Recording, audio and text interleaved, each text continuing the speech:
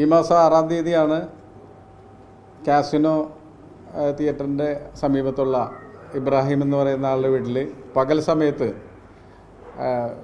ഏകദേശം 40 പവനും അതുപോലെ തന്നെ 8.5 ലക്ഷം രൂപയോളം മോഷണം നടന്നതായിട്ടുള്ള ഒരു അറിവ് കിട്ടിയതിൻ്റെ അടിസ്ഥാനത്തിൽ നമ്മളവിടെ പോവുകയും ഉടനെ തന്നെ ഈ വിവരം ജില്ലാ പോലീസ് മേധാവി വൈഫോ സക്സേന സാറ് അറിയുകയും ഉടനെ തന്നെ എനിക്ക് നിർദ്ദേശം നൽകുകയും ഒരു ടീം രൂപീകരിച്ച ഉടനെ തന്നെ അന്വേഷണം നടത്തുന്നതിന് ടീം രൂപീകരിക്കാൻ പറയുക. അതിൻ്റെ അടിസ്ഥാനത്തിൽ ആലുവ എസ് ഐമാരായിട്ടുള്ള നന്ദകുമാർ, ശ്രീലാൽ, അതുപോലെ തന്നെ തൊട്ടടുത്ത Binanipuram S I Harish, Edathala S I Arun, അതുപോലെ തന്നെ പ്രവേശന എസ് ഐമാർ, ഇവിടുത്തെ ആലുവല പ്രത്യേക സ്ക്വാഡിൻ്റെ ഹെഡ് ആയിട്ടുള്ള മാഹിൻ ഷാ, അതുപോലെ തന്നെ അമീർ, അതുപോലെ മനോജ്, നൗഫൽ, ഇത്രയും പേര് ടീം ചേർന്നിട്ടുള്ള വലിയൊരു 20 പേര്, ഇത് കൂടുതലുള്ള മറ്റ് പോലീസ് സേനാംഗങ്ങളും ചേർത്തിട്ടുള്ള 20 പേരടങ്ങിയുള്ള ടീം ഇത് അന്വേഷിക്കുകയും അതിൻ്റെ അടിസ്ഥാനത്തിൽ ഫോറൻസിക് വിദഗ്ധരും അതുപോലെ തന്നെ വിരലടയാള വിദഗ്ധരും എല്ലാവരും എത്തുകയും കൂടാതെ ടീമുകളായിട്ട് എസ് ഐമാരുടെ അണ്ടറിൽ ടീമുകളായിട്ട് പല ടീമുകളായിട്ട് ചേർന്ന് ഈ വീടിൻ്റെ ഇബ്രാഹിമിൻ്റെ വീടിൻ്റെ തൊട്ട് ചുറ്റുമുള്ള എല്ലാ CCTV ക്യാമറകൾ പരിശോധിക്കുകയും എല്ലാം 2-3 വട്ടം വീണ്ടും ഞങ്ങൾ പരിശോധിച്ച സമയത്ത് അവിടെ ഒരു ഇബ്രാഹിമിൻ്റെ വീട്ടിലേക്ക് വരുന്ന എക്സിറ്റും എൻട്രിയുമായിട്ടുള്ള ഒരു സ്ഥലത്തും ഒരാളും കടന്നു വരുന്നതായിട്ട് കാണപ്പെടാതിരിക്കുകയും അങ്ങനെ ഞങ്ങൾക്ക് സംശയം വരികയും തുടർന്ന് വീണ്ടും ഞങ്ങൾ അവൻ്റെ ശാസ്ത്രീയമായിട്ടുള്ള ഒരു പരിശോധന ഡോറിൽ ഈ ബ്രേക്ക് ചെയ്ത ഡോറിൽ നടത്തുകയും അതിൻ്റെ അടിസ്ഥാനത്തിൽ മനസ്സിലാകുന്നത് അത് കാര്യമായിട്ടുള്ള ബ്രേക്ക് ചെയ്യാതെ ഒരു വലിയ പ്രൊഫഷണൽ ആയിട്ടുള്ള ഒരു ബ്രേക്കിംഗ് അല്ല എന്ന് മനസ്സിലാകുകയും ഫിംഗർ പ്രിൻറ്റും മറ്റു കാര്യങ്ങളും എടുക്കുകയൊക്കെ ചെയ്തു. അതിൻ്റെ അടിസ്ഥാനത്തിൽ പിന്നീടും വെരിഫൈ ചെയ്ത് വന്ന സമയത്താണ് കുറേ എൻട്രികൾ ഈ പറഞ്ഞ ഉസ്താദിൻ്റെ ഒരു എൻട്രി അവിടെ വരുന്നുണ്ട്.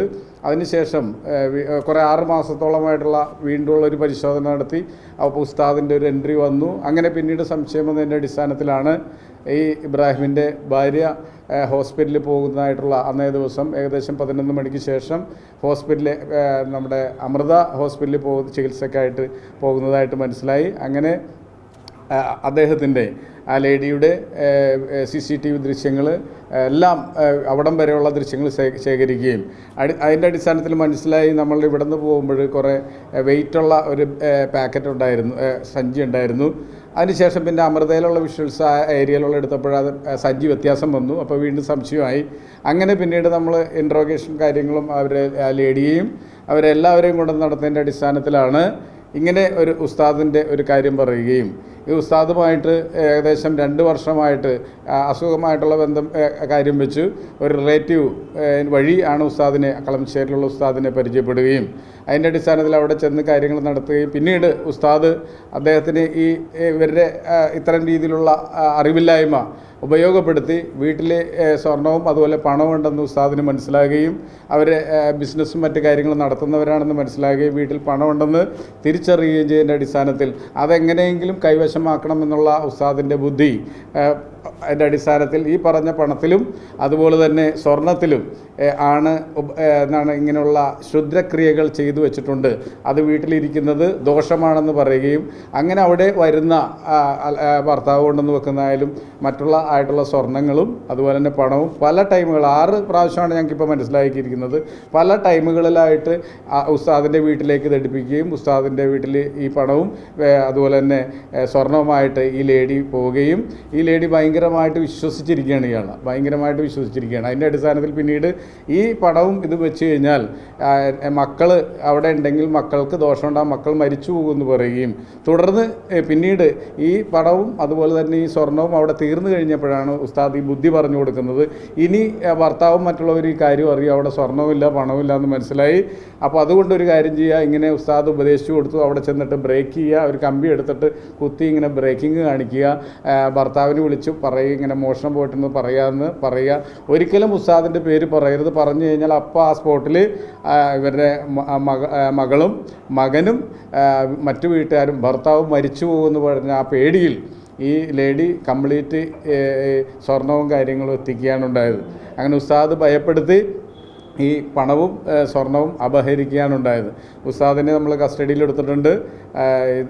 നമ്മുടെ സ്ക്വാഡ് സെയിം ടീമും കസ്റ്റഡിയിലെടുത്തിട്ടുണ്ട്. അദ്ദേഹത്തിന് ഇന്ന് ബാക്കിയുള്ള റിക്കവറീസും മറ്റു കാര്യങ്ങളും തരണം. സ്വർണവും അതുപോലെ തന്നെ പണവും പല സ്ഥലങ്ങളിലും അത് ചിലവാക്കി പോയതും അതുപോലെ തന്നെ പണയം വെച്ച് വിറ്റിട്ടുണ്ട്. പല ബാങ്കുകൾ വിറ്റിട്ടുണ്ട്. അതിൻ്റെ റിക്കവറി നടത്തണം. അതുപോലെ തന്നെ വീടുകളിൽ 2 വീടുണ്ട്. ആ 2 വീട്ടിലും ബാക്കിയുള്ള കാര്യങ്ങൾ ചെയ്യണം. ഇന്ന് അറസ്റ്റ് ചെയ്ത ഈ അൻവറിനെ ഉസ്താദായിട്ടുള്ള അൻവറിനെ കോടതിയിൽ ഹാജരാക്കും. പിന്നീട് കസ്റ്റഡിയിൽ വാങ്ങി കൂടുതൽ അന്വേഷണം വ്യാപിപ്പിക്കാനാണ് പോലീസ് ഉദ്ദേശിക്കുന്നത്. വളരെ ശക്തമായിട്ടുള്ള നമ്മുടെ SP സാറിൻ്റെ വൈഭവ് സക്സേന സാറ് ആ സ്പോട്ടിൽ അപ്പം തന്നെ അവിടെ പോകാനായിട്ട് എനിക്ക് നിർദ്ദേശം നൽകുകയും ഉടനെ തന്നെ അതാത് സമയങ്ങളിൽ എന്നെ വിളിച്ച് വേണ്ട രീതിയിലുള്ള നിർദ്ദേശം നൽകുകയും ആ CCTV ചെക്കിങ്ങിൻ്റെ മറ്റു കാര്യങ്ങൾ ചെയ്യുന്നതിനുമായിട്ടുള്ള നിർദ്ദേശം ബഹുമാനപ്പെട്ട സൂപ്രണ്ട് ഓഫ് പോലീസ് നൽകിയതിൻ്റെ അടിസ്ഥാനത്തിലാണ് ഞങ്ങളുടെ ടീം വളരെ നല്ല രീതിയിൽ, ആലുവ ടീം വളരെ നല്ല രീതിയിൽ നിങ്ങൾ പറഞ്ഞതുപോലെ വൻ കവർച്ച എന്ന് പറയുന്ന ആലുവയിലെ വൻ കവർച്ചയല്ലാണ്ടായി മാറി അപഹരണമായിട്ട് ഉസ്താദിൻ്റെ ഒരു ബുദ്ധി ഇവിടെ പ്രയോഗിച്ച് ഇത്തരം രീതിയിലുള്ള ഒരു മെസ്സേജ് എന്ന് പറയുന്നത് ഇത്തരം രീതിയിൽ ആൾക്കാർ വഞ്ചിതരാകാതിരിക്കുക എന്നുള്ളതാണ് പോലീസിന് പറയാനുള്ളത്. പാവപ്പെട്ട അറിവില്ലാത്ത ലേഡീസിനെ അടക്കമുള്ള രീതിയിൽ ഇത്തരം ക്രിയകളുണ്ട്, മരണപ്പെട്ടു പോകും എന്നൊക്കെ പറയുന്ന ഈ മന്ത്രവാദമടക്കമുള്ള അല്ലെങ്കിൽ ഇത്തരം രീതിയിലുള്ള കാര്യങ്ങൾ ജനങ്ങൾ ഈ കാരണം കൊണ്ട് തന്നെ ബോധവാന്മാരാകുക എന്നുള്ളതാണ് പോലീസിന് നൽകാനുള്ള ഒരു മെസ്സേജിനെ സംബന്ധിച്ച്. ഇതിലിപ്പോൾ നമ്മൾ ഇന്നലെ കിട്ടിയിട്ടുണ്ടെങ്കിൽ ബാലൻസുള്ള നമ്മൾ റിക്കവറി 1.5 ലക്ഷം രൂപയോളം കിട്ടിയിട്ടുണ്ട്. കുറേ സ്വർണം നമ്മൾ ഇന്നലെ നമുക്ക് അറസ്റ്റ് ചെയ്തതിന് ശേഷം റിക്കവറി ചെയ്തിട്ടുണ്ട്. ബാക്കിയുള്ള ഇതുകൾ പല നമുക്കതിൻ്റെ ഡീറ്റെയിൽ കിട്ടിക്കഴിഞ്ഞു. പല ബാങ്കുകളിൽ വിറ്റിരിക്കുകയാണ്. അതിൻ്റെ തെളിവുകൾ നമ്മുടെ കയ്യിലുണ്ട്. അത് വെച്ചിട്ട് ഞങ്ങൾ റിക്കവറി നടപടികൾ നിയമപരമായിട്ടുള്ള കാര്യങ്ങൾ ചെയ്യും. അത് കൂടുതൽ ഇൻവെസ്റ്റിഗേഷൻ്റെ ഒന്നും കൂടി ഡീപ്പായിട്ട് നമ്മൾ നോക്കി അതിൻ്റെ എല്ലാ വശങ്ങളും നോക്കിയിട്ട് നമുക്ക് ചെയ്യാൻ പറ്റും.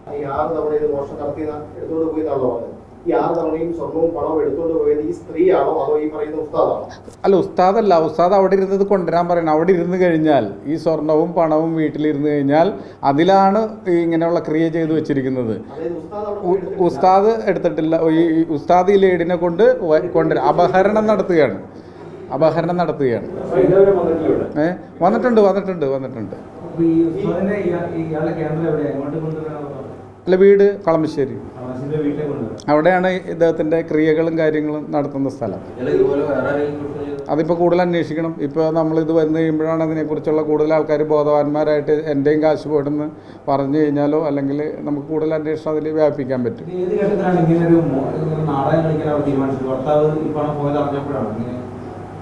അതെ, ലാസ്റ്റ് തീർന്നു. അവിടെ ഇരുന്ന ഇനി അവിടെ ഇല്ല. എമൗണ്ടും അതുപോലെ തന്നെ സ്വർണവും ഇല്ല. ഇനി എന്തായാലും ഭർത്താവോ മറ്റുള്ളവരോ എന്തായാലും ചോദിക്കും അവിടെ ഇരുന്നത് എന്ന് ചോദിക്കും. അത് അവിടെ ചെന്ന് പറയുകയും അതിൻ്റെ അടിസ്ഥാനത്തിൽ ഇദ്ദേഹം പറഞ്ഞു കൊടുത്തു കഴിഞ്ഞാൽ ബുദ്ധിയാണ് ഈ ഒരു കളവ് നടന്നതായിട്ട് ഉണ്ടാക്കാനായിട്ട്, ഫാബ്രിക്കേറ്റ് ചെയ്യാൻ. വീടിൻ്റെ ഫ്രണ്ട് ഡോർ വലിച്ചു വാരിയിട്ടുണ്ട്. അതിൻ്റെ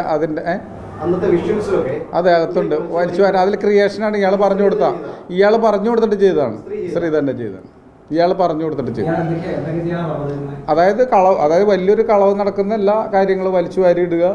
അതുപോലെ തന്നെ എന്ത് ചെയ്യുക, ഈ എന്തെങ്കിലും ഇംപ്ലിമെൻ്റ് വെച്ച് തിക്കുക, ഉള്ളിലെ സാധനം വളച്ചു വെക്കുക, അതുപോലെ തന്നെ വരച്ച് വെക്കുക, എല്ലാ സാധനങ്ങളും വലിച്ചിടുക, മുകളിലെ കവർ വലിച്ചിടുക എന്നൊക്കെ പറഞ്ഞു കൊടുത്തതിൻ്റെ അടിസ്ഥാനത്തിൽ അതേ ഒരു സാധനം ക്രിയേറ്റ് ചെയ്യാൻ അയാൾ പറഞ്ഞു കൊടുത്തുകൊണ്ട് ഈ അറിവില്ലാത്ത ലേഡി അങ്ങനെ ചെയ്തതാണ്.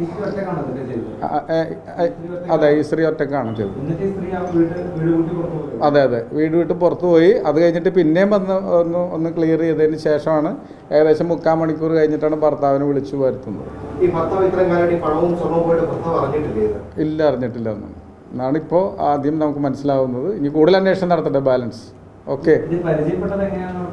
പരിചയപ്പെട്ടത് വേറൊരു റിലേറ്റീവ് വഴിയാണ്. ഉസ്താദന്മാർ പരിചയപ്പെടുന്ന അങ്ങനെയുള്ള ഘട്ടങ്ങളുണ്ടല്ലോ.